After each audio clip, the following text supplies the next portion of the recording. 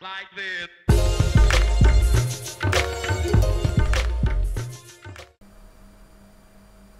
Hi, Edina Jackson for bigsomnium.com, Live Big, Dream Big.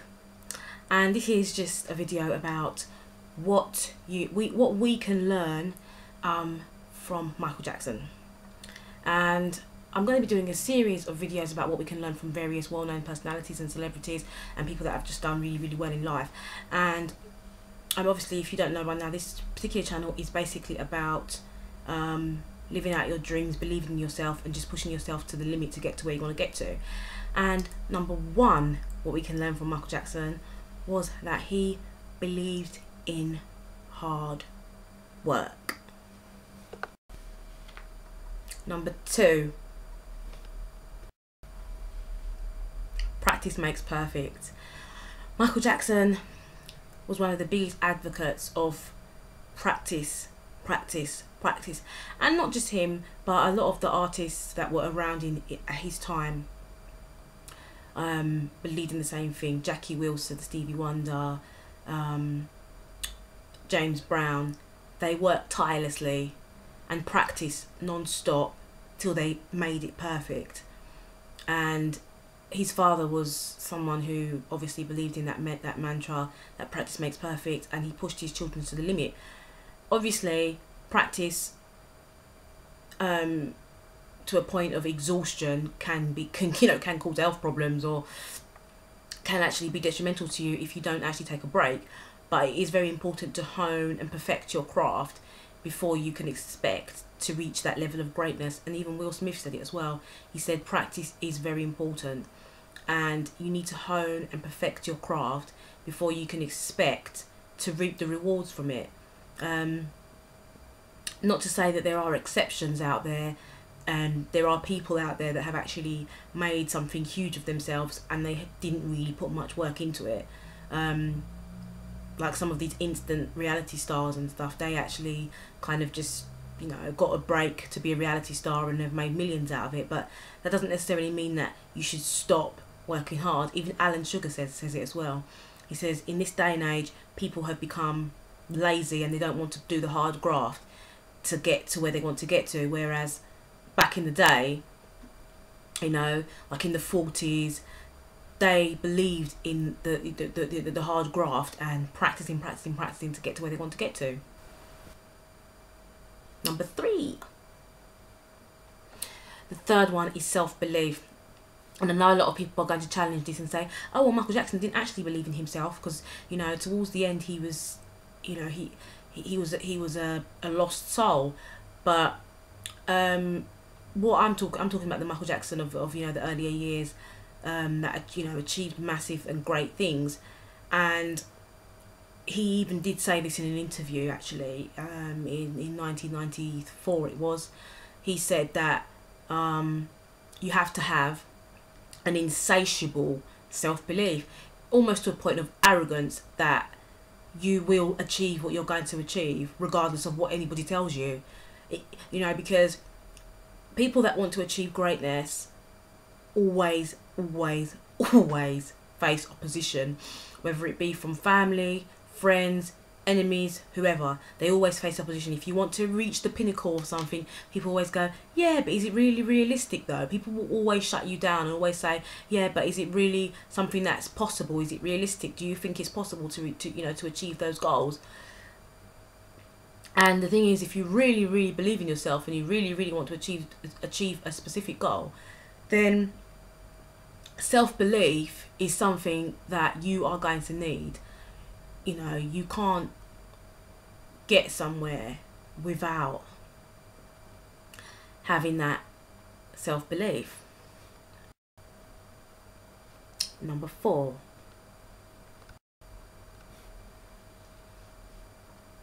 And number four is to visualize where you want to get to. And Michael Jackson said this as well. He said that he visualized the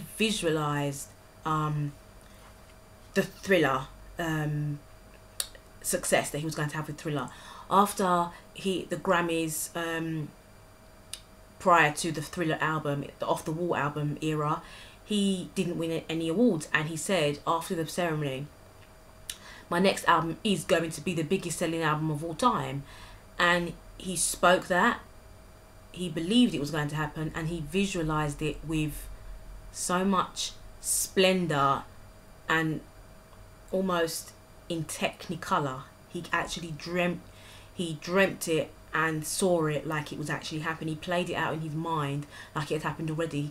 He felt the feelings of, you know, how you would feel if you was to achieve something so huge. He felt it, he believed it, and he visualized it. And this is something that has obviously been, you know, reiterated in a lot of the books that have been released in the past sort of decade.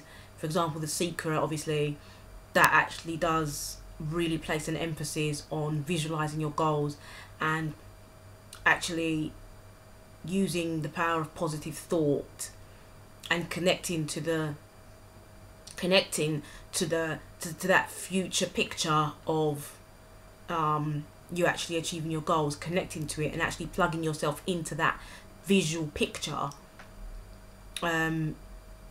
which the whole point of that is actually to spur you on to achieve whatever it is you're looking to achieve. It's actually quite straightforward, really, if you think about it, because if you think about children when they're younger and they when they draw pictures, a lot of the time they draw pictures of their, you know, what they want.